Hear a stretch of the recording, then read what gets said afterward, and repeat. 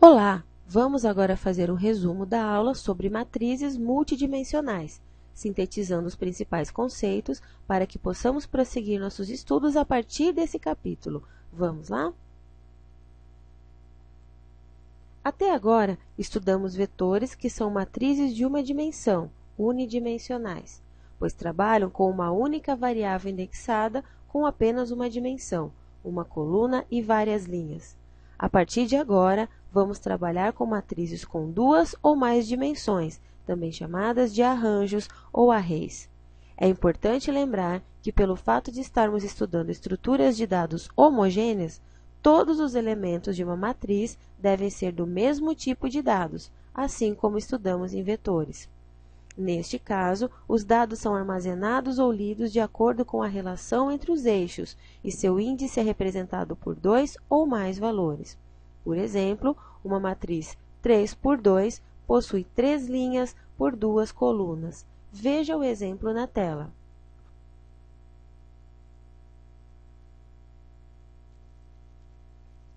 Com base no que estudamos até a aula passada, você já teria condições de fazer um fluxograma ou um pseudocódigo para ler as notas de cada aluno e executar a média de cada um deles, e no final apresentar a média do grupo na tela, utilizando-se apenas de vetores, matrizes unidimensionais.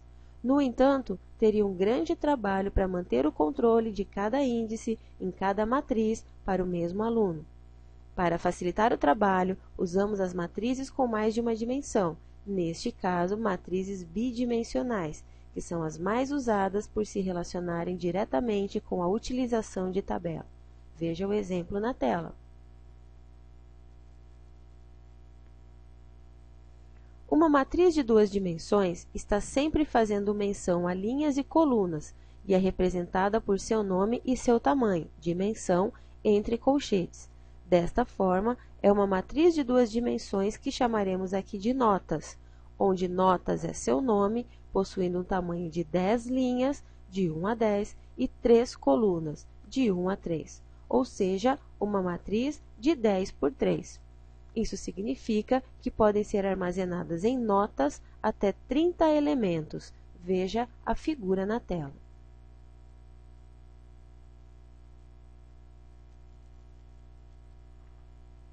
No exemplo, a matriz chamada notas é do tipo numérico, mas poderíamos ter uma matriz de outros tipos, caractere ou lógico. O conteúdo do elemento notas de 8 e 3 é 8,5, pois o primeiro índice indica a linha e o segundo a coluna onde se encontra o elemento procurado.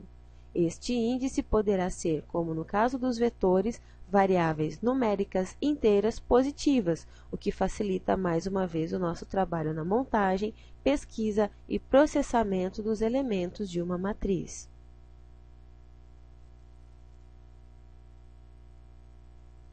Vamos utilizar o exemplo da página 43 do nosso livro para aprender a criar pseudocódigos para matrizes bidimensionais.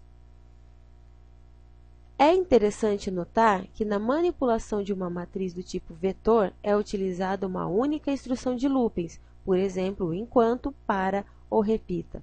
Já no caso das matrizes com mais de uma dimensão, serão utilizados o número de loopings relativos ao tamanho da sua dimensão.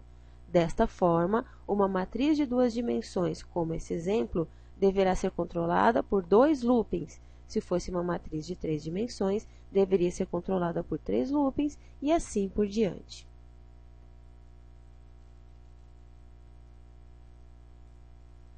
Assim finalizamos essa aula, lembrando que essa apresentação é apenas um resumo do tema, portanto, não deve ser considerada a única fonte de estudo.